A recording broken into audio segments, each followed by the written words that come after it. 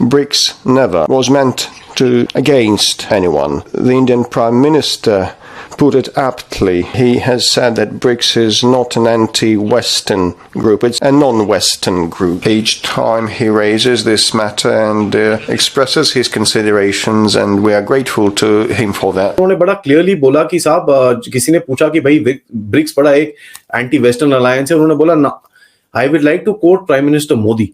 तो he said, मैं जिस तरह से मोदी साहब बोलते हैं कि ब्रिक्स एक एंटी वेस्टर्न ग्रुप नहीं है, it is a non western group. बड़ी डेवलपमेंट ये है कि भारत के वजीर आजम नरेंद्र मोदी जा रहे हैं रशिया फॉर द ब्रिक्स, और ये आज खबर आई थी सुबह Indian ministry of external affair है उसकी तरफ से.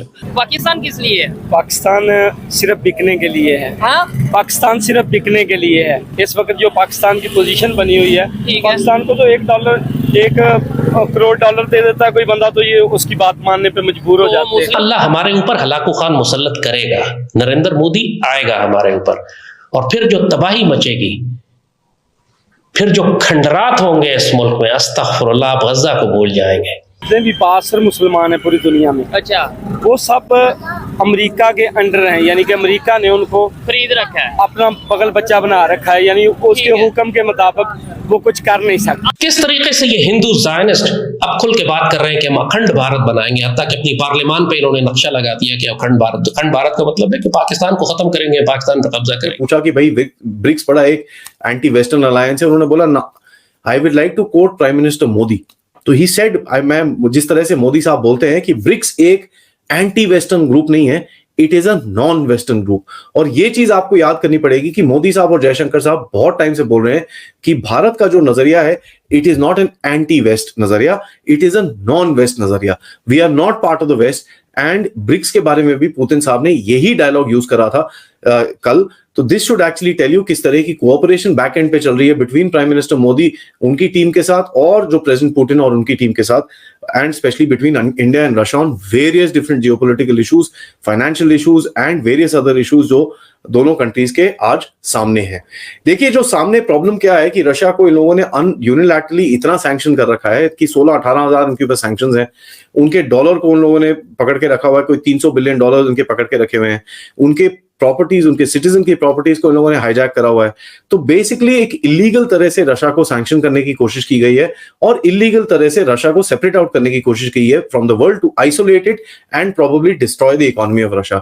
रशिया ने अपना एक ऑब्वियसली ऑल्टरनेटिव ढूंढा, जहां पर उसने भारत को सबसे ज्यादा, और उसके बाद चीन को काफी सारा तेल वेल बेचा, और दूसरी कंट्रीज को भी बेचा है, जहां पर भारत ने इस तेल का जो आप लोग खरीद रहे हो उसका पूरा प्रेशर को रेजिस्ट करते हुए दुनिया को यह बताया कि भैया हमको जो अपने नेशनल इंटरेस्ट पे करना है हम करते रहेंगे, आप जो मर्जी करते रहिए, उसके बाद कोई टेंशन नहीं है.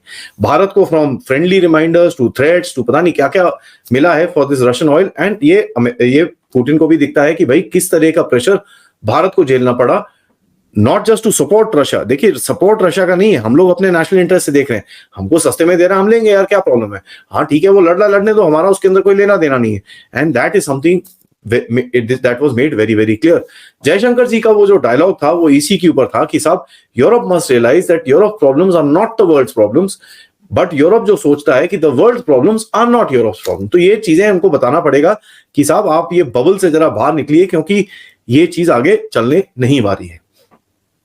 प्रेसिडेंट पुतिन ने कल बोला कि जो ब्रिक्स की करेंसीज है, अपना एक और वर्जन जो स्विफ्ट इंटरनेशनल फाइनेंशियल ट्रांजैक्शंस का एक हम लोग सेटअप कर रहे हैं, हम लोग उसके ऊपर पूरी तरह से काम कर रहे हैं, जहां पर लोकल करेंसीज के ऊपर ट्रेड और एक्सचेंजेस करने की पूरी बात की जाएगी. देखिए, जो एक ब्रिक्स का एक जो गेम है, वो बड़े टाइम से मैं बोल रहा हूं ये चीज कि देखिए, they are going to promote trade in local currency. जैसे भारत और रशिया के बीच में रूबल ट्रेड होता है, the trade payments are done in rouble and उनकी तरफ से, और हमारी तरफ से payments are done in rupees. काफी लोगों ने नैरेटिव चलाया था, ये स्पेशली जो वेस्टर्न थिंक टैंक के लोग हैं, कई लोग, मैं नाम नहीं लेना चाहूंगा, उन्होंने नैरेटिव चाहिए कभी हो नहीं सकता, ये कभी हो नहीं सकता. और यहाँ पर भारत में भी कुछ ऐसे लोग हैं जो बड़े बड़े, मतलब वो अपनी फोटोएं डालते हैं बड़े बड़े इवेंट्स में जाके, और अपने सामने PhD और ये सब पता नहीं क्या क्या लगाते हैं, जो बोलते हैं हम जैसे अनएजुकेटेड ब्रेनलेस लोगों को ये चीज नहीं समझ में आती कि ये चीज कभी हो नहीं सकती, कभी हो नहीं पाएगी, और रूबल ट्रेड तो एकदम यूजलेस चीज है, कभी कुछ नहीं होगा.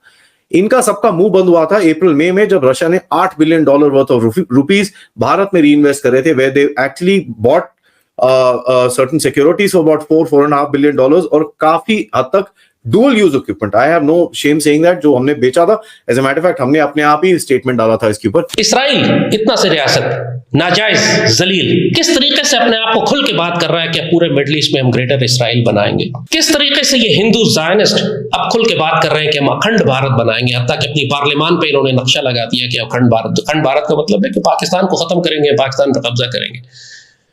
और ये 2 टके के काबुल में जो अभी आए हैं हमारे तफैली, उनको भी इतना तकब्बुर है कम से कम कि उन्होंने काबुल में नक्शा लगा दिया है कि लोया अफगानिस्तान का, कि हम यहाँ पर पाकिस्तान के इलाकों पर कब्जा करेंगे. इतना कॉन्फिडेंस उनको भी है कि वो ये चाहते, कर सके ना कर सके, कैपेसिटी हो ना हो, लेकिन कम से कम उन्होंने आइडिया अपने आप को, अपनी नस्लों को, अपनी कौम को देना शुरू कर दिया है कि हमने पाकिस्तान पर कब्जा करना. ईरान की प्रेजेंस आप देखिए, पूरे खत्ते में, पूरे मिडिल ईस्ट में ईरान की प्रेजेंस है. दुनिया का कोई मुल्क जो इस वक्त खित्ते को इन्फ्लुएंस कर रहा है या दुनिया को इन्फ्लुएंस कर रहा है अपनी सरहदों के अंदर महदूद नहीं है. पाकिस्तान दुनिया की वाहिद एटमी ताकत है जो सिर्फ अपनी सरहदों के अंदर महदूद है. पाकिस्तान को अपनी इस पॉलिसी को तब्दील करना पड़ेगा. अब हमें अपनी डिफेंसिव पॉलिसी को एक वॉर स्ट्रेटेजी में तब्दील करना होगा. वो अगर अखंड भारत की बात कर रहे हैं तो हमको फिर गज़वाए हिंद की बात करनी है, हमको ग्रेटर पाकिस्तान की बात करनी है, हमको फोर्स प्रोजेक्शन करनी है, चाहे वो इकोनॉमिक हो, पॉलिटिकल हो, डिप्लोमेटिक हो या मिलिट्री हो. पाकिस्तान के पास बहुत बड़ी स्ट्रेंथ है जिसको हम इस्तेमाल नहीं करते. अल्लाह ने हमको वाहिद एटमी ताकत बनाया है. पूरी दुनिया के मुसलमान ममालिक पाकिस्तान की इज्जत करते हैं, पाकिस्तान से ताल्लुकात अच्छे रखना चाहते हैं, पाकिस्तान की प्रोटेक्शन चाहते हैं. पूरी दुनिया में जब भी मुश्किल होती है अरब ममालिक को, वो पाकिस्तान को तलब करती हैं. क्या 67 और 73 में पाकिस्तान नहीं गया था अरब ममालिक की हिफाजत के लिए? क्या सऊदी अरब और दूसरे अरब ममालिक पाकिस्तान से मुसल्लह अफवाज को बुला के अपनी हिफाजत और अपनी तरबियत नहीं करवाते? क्या उनके कैडेट्स हमारे पास ट्रेनिंग नहीं लेते?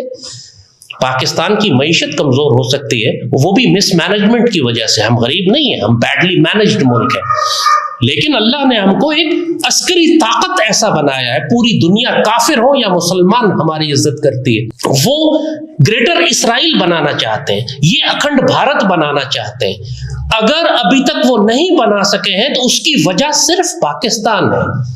उसकी वजह सिर्फ ये है कि अल्लाह ने रास्ते में पाकिस्तान को बिठाया हुआ है.